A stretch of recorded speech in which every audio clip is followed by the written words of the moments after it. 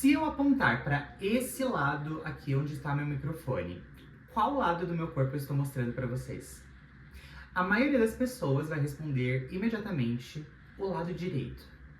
Mas essa resposta ela pode estar completamente errada. E o mais curioso é que se um médico responder diferente de você, nenhum dos dois necessariamente está confundindo direita com esquerda.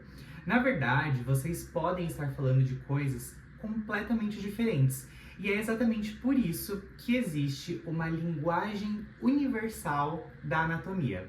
Uma linguagem que permite que pessoas do Brasil, do Japão, dos Estados Unidos e praticamente de qualquer lugar do mundo consiga falar exatamente sobre o mesmo ponto do corpo humano.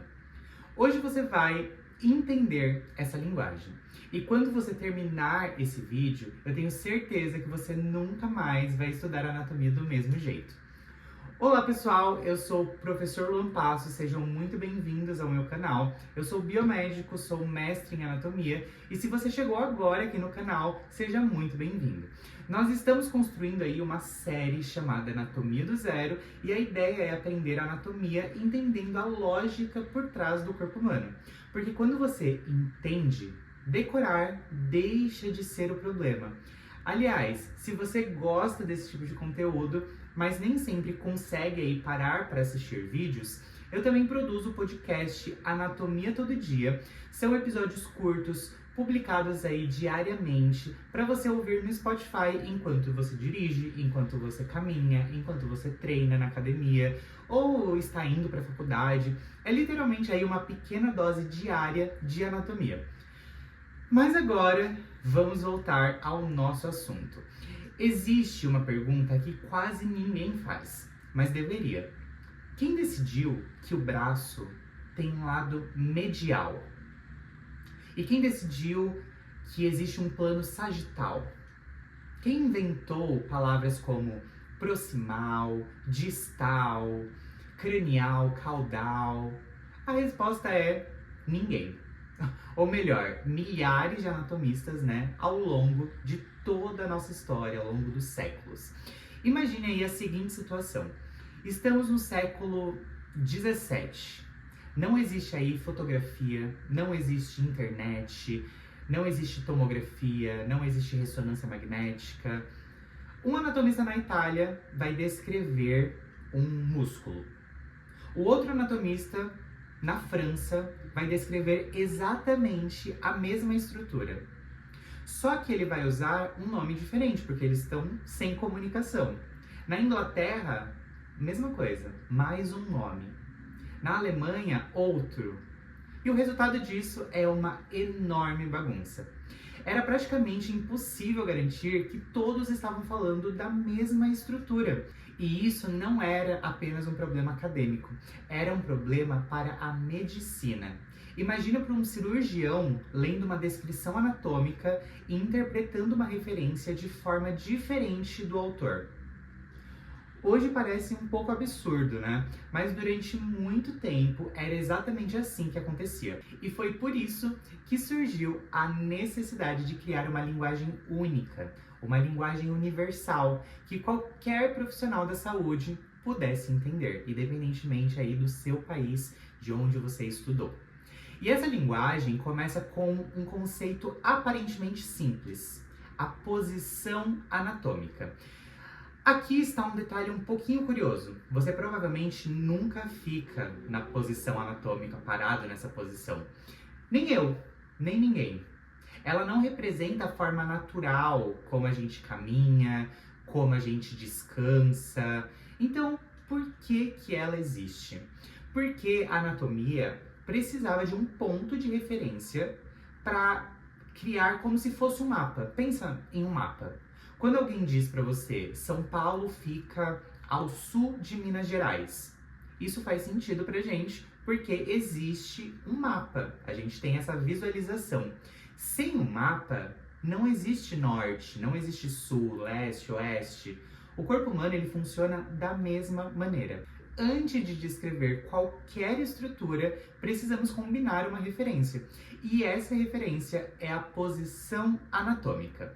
A pessoa está em pé, com o corpo ereto, olhando para frente, os seus olhos aí voltados ao horizonte, os braços estendidos ao lado do corpo, com as palmas das mãos voltadas para frente, os pés paralelos, ligeiramente afastados.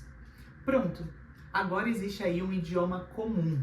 E isso muda absolutamente tudo quando a gente vai estudar anatomia. Quando fazemos uma análise de qualquer estrutura, uma parte do corpo, um órgão, a gente tem que utilizar essa posição como referência. Então, quando estamos observando a imagem de frente, os lados direito e esquerdo, eles acabam ficando invertidos. E essa é justamente a primeira dificuldade que muitos estudantes encontram. Porque naturalmente a gente tende a enxergar o corpo a partir da própria perspectiva. Então, se eu tô olhando para uma pessoa de frente, o braço que aparece à minha esquerda, na verdade, é o braço direito daquela pessoa. E o braço que aparece à minha direita é o braço esquerdo dessa pessoa. Cada referência pertence ao próprio indivíduo. Na anatomia acontece exatamente a mesma coisa, sempre, independente de quem está observando. É por isso que quando um médico descreve um exame, quando um cirurgião planeja aí uma cirurgia, quando um professor explica uma estrutura, a referência nunca é o observador. A referência é sempre o paciente na posição anatômica. E pode aí parecer até um detalhe pequeno essa posição anatômica, mas esse detalhe evita erros enormes. Imagine aí um cirurgião anotando: retirar a lesão do lado esquerdo. Esquerdo de quem? Do médico, de quem está olhando o exame, do paciente. Então percebe como isso pode gerar aí um grande problema? Um problema gravíssimo. É justamente para eliminar qualquer possibilidade de dúvida que a posição anatômica existe. Ela funciona como uma espécie de GPS do corpo humano. Quando todos começam do mesmo ponto de partida, todos chegam ao mesmo lugar. E agora que a gente já tem essa referência, esse ponto inicial de referência, podemos fazer algo ainda mais interessante. Imagina que o corpo humano é uma laranja. Se eu quiser observar essa laranja por dentro, eu preciso cortar ela. Posso cortar de cima para baixo, eu posso cortar de frente para trás, eu posso cortar de direita para esquerda, na horizontal. Cada corte vai revelar uma visão completamente diferente dessa mesma laranja. E com o corpo humano, adivinha, acontece exatamente a mesma coisa. Nós chamamos isso, esses cortes, que são cortes imaginários, de planos anatômicos. Eles obviamente não existem fisicamente, ninguém sai aí andando por aí com um plano sagital dentro do corpo, mas eles são ferramentas criadas para que todos consigam descrever, observar o nosso corpo exatamente da mesma forma. Talvez você nunca tenha percebido, mas você vê esses planos praticamente todos os dias. Quando alguém faz, por exemplo, uma tomografia, você vê com muita facilidade aí um plano axial, um plano transversal. Aqueles cortes que aparecem na tela, eles não são aleatórios. Quando a gente faz uma ressonância magnética, as imagens também seguem esses mesmos planos que a gente vai conhecer agora. Quando um cirurgião planeja um acesso cirúrgico, ele pensa nesses planos também para fazer esse planejamento. Quando um radiologista interpreta um exame, ele pensa também nesses planos. Até mesmo quando um profissional da estética avalia a face antes de um procedimento, ele está muitas vezes, mesmo sem perceber, utilizando exatamente essa lógica espacial. Ou seja, os planos anatômicos eles não foram criados para complicar a anatomia. Na verdade, eles foram criados para simplificá-la, porque sem eles, cada profissional descreveria o corpo humano de um jeito diferente. Aliás, se você está comigo ainda por aqui, comenta aqui embaixo apenas a palavra referência. Eu quero descobrir quantas pessoas realmente chegaram até essa parte do vídeo. Esses planos, eles fazem parte da medicina praticamente o tempo inteiro. Toda vez, por exemplo, que um radiologista olha uma imagem de tomografia, de ressonância magnética, ele está olhando cortes baseados nesses planos. Toda vez que um cirurgião planeja um acesso cirúrgico, ele pensa nesses planos. Toda vez que um anatomista vai descrever uma estrutura, ele utiliza esses planos como referência. Ou seja, eles não servem literalmente só para passar na prova. Eles servem para que profissionais de saúde consigam falar exatamente a mesma linguagem. Então vamos começar pelo mais famoso de todos, o plano sagital. Imagine aí que existe uma folha de vidro atravessando o seu corpo de frente para trás. Essa folha, ela vai dividir o seu corpo em uma parte direita e uma parte esquerda. Esse é o plano sagital. Mas existe aqui um detalhe que muita gente esquece. Nem todo plano sagital divide o corpo em duas metades iguais. Quando esse plano passa exatamente no centro do corpo, ele recebe um nome especial, que é plano sagital mediano. Ele vai dividir o corpo em duas metades praticamente simétricas. Sabemos que não somos completamente simétricos, mas vamos imaginar aí duas metades iguais. Esse seria o plano sagital mediano, ou apenas plano mediano. Agora, se esse corte tiver um pouquinho mais para a direita, um pouquinho mais para a esquerda, indo aí para as laterais do corpo, mas ainda dividindo em duas partes, direita e esquerda, ele continua sendo sagital, mas ele deixa de ser mediano. Ele passa a ser chamado de plano sagital paramediano ou plano parasagital. Essa referência, ela pode aí parecer pequena, mas ela aparece o tempo todo em principalmente exames de imagem. Agora, imagine outra folha de vidro, mas dessa vez essa folha está atravessando o corpo de um ombro para outro. Ela vai separar o corpo em uma parte anterior, ou seja, a parte da frente, e uma parte posterior, que é a parte de trás. Esse é o plano frontal, que também pode ser chamado de plano coronal. E olha aqui uma curiosidade, o nome coronal vem da palavra coroa, porque esse plano lembra o sentido em que uma coroa seria colocada sobre a cabeça. São dois nomes para exatamente o mesmo plano. Então, se um professor falar plano frontal e o outro falar plano coronal, os dois estão corretos, porém falando com terminologias diferentes. Agora imagine uma terceira folha de vidro, dessa vez completamente na horizontal. Então ela vai dividir o corpo, ela vai passar assim, e ela vai dividir o corpo em uma parte superior e uma parte inferior. Esse é o plano transversal, que também pode ser chamado de plano horizontal ou plano axial. Esses três termos, eles costumam aparecer dependendo aí do contexto. E é justamente esse plano que a gente vê na maior parte das tomografias computadorizadas. Cada imagem parece uma fatia do nosso corpo, como se estivéssemos cortando um pão de forma, uma fatia após a outra, até conseguirmos visualizar todas as estruturas internas. E é exatamente por isso que um radiologista consegue localizar uma lesão aí interna com tanta precisão. Ele sabe exatamente em qual plano, qual região que aquela imagem foi obtida. Talvez você esteja aí pensando, professor, eu realmente vou usar isso? Se você pretende seguir qualquer profissão da área da saúde, a resposta é sim, e muito. Na cirurgia, na radiologia, na fisioterapia, na enfermagem, na odontologia, na educação física, na biomedicina, minha área, na estética, em praticamente qualquer área da saúde.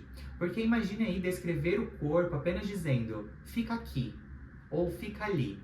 Nós descrevemos utilizando uma linguagem universal. E essa linguagem começa justamente pela posição anatômica e pelos planos anatômicos.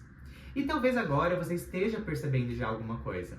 Hoje você praticamente não decorou nada. Eu não pedi para você memorizar definições, eu não pedi para você decorar conceitos. Eu não pedi para você repetir frases difíceis, músculos, estruturas. E mesmo assim, eu tenho certeza que daqui a alguns dias você ainda vai lembrar do que é a posição anatômica e como que são esses planos anatômicos, esses cortes imaginários. É exatamente por isso que eu insisto tanto em ensinar anatomia dessa forma. Eu não quero que você saia desse canal repetindo nomes complicados. Eu quero que você consiga olhar para qualquer estrutura do corpo humano e pensar: agora eu entendi a lógica. Porque quando existe essa lógica, a memória, esse decoreba, ele deixa de ser um peso. Ele passa a ser apenas uma consequência. E talvez essa seja a maior diferença entre decorar a anatomia e compreender a anatomia. Quem apenas decora precisa estudar o mesmo conteúdo várias e várias vezes. Já quem entende anatomia consegue reconstruir aí a informação, mesmo quando esquece um pequeno detalhe, porque existe uma estrutura organizada dentro da nossa cabeça. E é exatamente assim que um anatomista pensa, é assim que um médico pensa, é assim que um cirurgião interpreta uma imagem. Eles não ficam procurando uma lista de palavras na memória, eles constroem um raciocínio. E é isso que eu quero construir junto com você nessa série, porque no fim das contas a anatomia nunca foi uma coleção de nomes difíceis. Ela sempre foi uma linguagem. E como qualquer outra linguagem, primeiro você aprende a se orientar, depois você aprende o vocabulário, depois você começa a conversar naturalmente. Hoje você deu o segundo passo dessa caminhada. No vídeo anterior, nós conversamos sobre por que decorar não é o caminho. Hoje você aprendeu como o corpo humano criou uma linguagem universal para que profissionais do mundo inteiro consigam falar exatamente a mesma coisa. E essa linguagem começa pela posição anatômica e pelos planos anatômicos. Daqui para frente, todo novo assunto vai fazer muito mais sentido, porque agora você sabe encontrar qualquer lugar do nosso corpo. Se você gostou desse jeito de aprender, mas nem sempre consegue parar aí para assistir vídeos longos, eu tenho um convite para você. Procura Anatomia Todo Dia no Spotify. Lá eu publico episódios curtos, praticamente todos os dias. E é um conteúdo pensado para você acompanhar enquanto você dirige, enquanto você vai para a faculdade, faz uma caminhada, treina na academia, enfrenta aquele trânsito que parece nunca acabar, principalmente se você mora em São Paulo.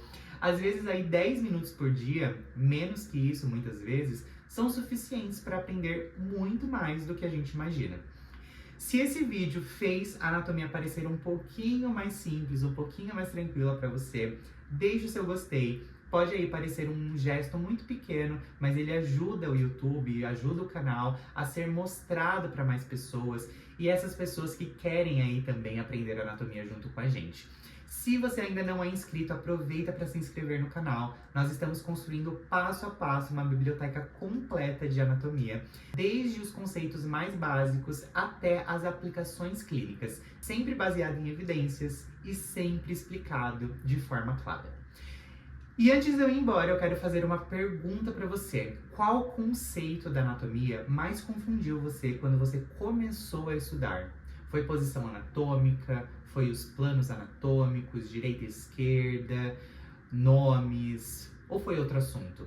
Eu, particularmente, eu sempre tive muita dificuldade com direita e esquerda, e se vocês quiserem, depois eu falo qual o meu macete para conseguir fixar o direita e esquerda na minha memória. Escreva aqui nos comentários, porque eles são muito importantes, e muitos dos próximos vídeos dessa série vão nascer justamente das dúvidas que vocês deixarem aqui. Muito obrigada pela companhia, um grande abraço e até o próximo vídeo.